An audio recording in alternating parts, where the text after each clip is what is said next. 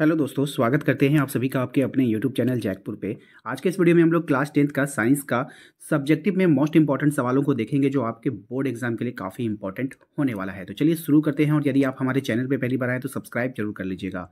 सबसे पहले सवाल हम देखिए, कहा जा रहा है कि लोहे की जो वस्तुओं को हम पेंट क्यों करते हैं। ये सवाल जो है कई बार बोर्ड एग्जाम में पूछा गया है और लगातार पूछा भी जाता है। ठीक है, तो चलिए देखते हैं क्या है इसका आंसर। कह रहा है कि लोहे की जो वस्तु हवा एवं नमी के संपर्क में आकर संक्षारित हो जाती है, यानी देखते रहिए अगर उसमें नमी लग जाएगा या फिर पानी लग जाएगा तो उसमें जंग लगने लगता है।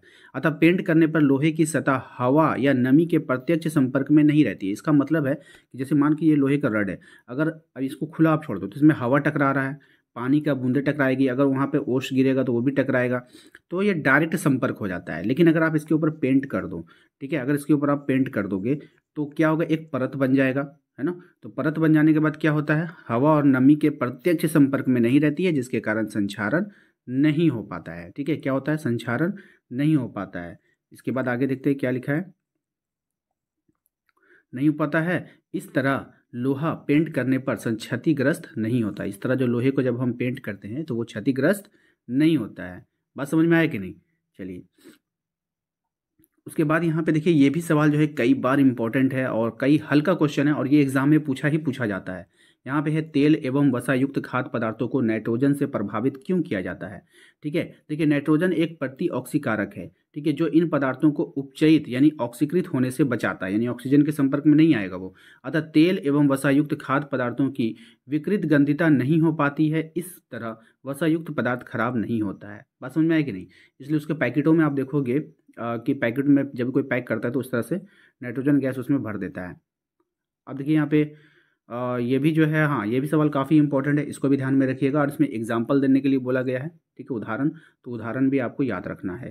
ठीक है, कह रहा है कि अवक्षेपण अभिक्रिया से आप क्या समझते हैं, उदाहरण देकर समझाया। ऐसी रासायनिक अभिक्रिया जिसमें अविलय लवण बनता है एवं विलयन से पृथक हो जाता है, अवक्षेपण अभिक्रिया कहलाता है। यानी एक अलग से जो है ना, मतलब कि क्या बोले, लवण बन करके अलग हो जाएगा। ठीक है, बात समझ में आएगी नहीं।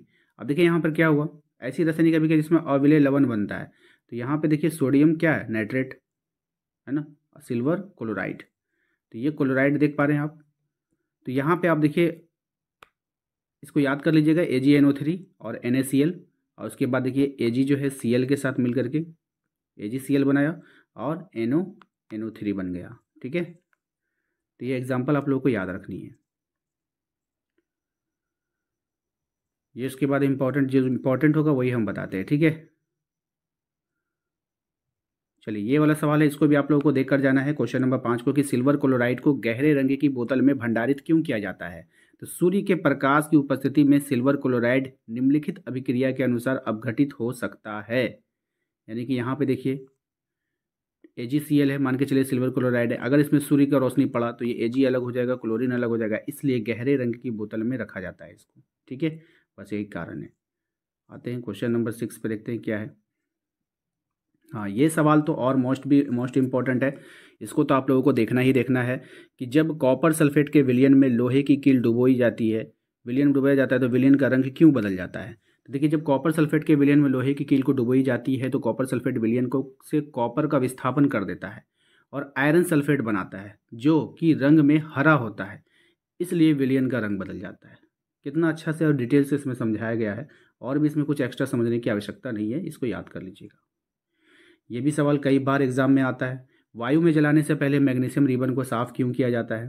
तो वायु में जलाने से पहले मैग्नीशियम रिबन को रेगमाल से रगड़कर साफ किया जाता है, ताकि मैग्नीशियम ऑक्साइड और मैग्नीशियम कार्बोनेट की परत हट जाए, जो वायुमंडलीय ऑक्सीजन और कार्बन डाइऑक्साइड से अभिक्रिया के फलस्वरूप रिबन पर बना था। बात समझ में आएगी नहीं, इसको आप लोग अच्छे से याद कर लीजिएगा, क्वेश्चन अच्छा है। उसके बाद जो है आप लोगों ने निम्नलिखित रासायनिक समीकरण अभिक्रिया के संतुलित करना समीकरण। तो समीकरण क्या, अभिक्रिया के लिए संतुलित समीकरण लिखिए। ये वाला तो जानते हैं थोड़ा सा टफ होता है आप लोगों के लिए भी, लेकिन इंपॉर्टेंट है। क्यों, क्योंकि कह रहा है इसमें निम्नलिखित रासायनिक अभिक्रियाओं के लिए संतुलित रासायनिक समीकरण लिखिए। यानी कि आपको पहले हिंदी में देगा, उसके बाद समीकरण तो आपको लिखना ही लिखना है, उसके बाद उसको बैलेंस भी करना है। ठीक है, अब यहाँ पे आप देखोगे क्या कर रहा है, hydrogen plus chlorine, hydrogen chloride, आप H2 लिखोगे हाइड्रोजन का, क्लोरीन का Cl2 लिखोगे, उसके बाद हाइड्रोजन क्लोराइड का HCl लिखोगे। ठीक है ना, बात समझ में आएगी नहीं। इतना लिखने के बाद आपको क्या करना होगा, जब आपने इतना लिख लिया तो यहाँ पर आप देखो ध्यान से, ठीक है ना। क्लोरीन का क्या होता है, Cl2 दो क्लोरीन है, तो यहाँ पे तो क्लोरीन एक ही था इसलिए आगे में 2 लगा। अब जैसे ही आगे में 2 लगा तो हाइड्रोजन हो गया 2, ठीक है, यहाँ पे हाइड्रोजन भी 2, यहाँ पे क्लोरीन 2, यहाँ पे क्लोरीन 2, तो सारा का सारा क्या हो गया, बैलेंस हो गया, तो ये संतुलित हो गया, ठीक है, एक सिर्फ 1 2 लगाने से। उसके बाद देखिएगा आप यहाँ पे कह रहा है barium chloride plus aluminium sulphate का अभिक्रिया कराएगा। बेरियम क्लोराइड और एल्युमिनियम सल्फेट का फॉर्मूला आपको याद रखना है, ठीक है। इतना लिखने के बाद बेरियम सल्फेट और प्लस एल्युमिनियम क्लोराइड बनेगा, बेरियम सल्फेट और एल्युमिनियम क्लोराइड बनेगा, ठीक है। इतना कर लीजिएगा। इतना करने के बाद जो है आपका ये संतुलित हो जाएगा। अब यहाँ पे देखिए क्लोराइड जैसे ही आप लोग लिखे हो ना यहाँ पे, तो यहाँ पे Cl3 आ गया, क्लोरीन 3 हो गया, लेकिन यहाँ पे क्लोरीन 2 था, तो इसको क्या करें हम लोग 3 लिखे यहाँ पे, तो 3 दूना 6 हो जाएगा, नहीं, ठीक है, तो यहाँ 6 हो गया, तो इसको भी 6 करना होगा, इसलिए आगे में इसका 2 लगा। बात समझ में आया कि नहीं। अब यहाँ पे देखिए 2 हो गया आपका।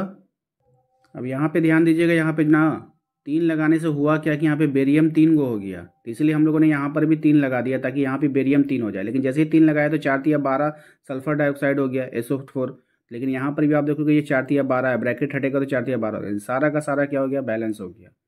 अगला देखिए क्या है, सोडियम प्लस जल को अभिक्रिया कराया, सोडियम हाइड्रोक्साइड बना और हाइड्रोजन बना है।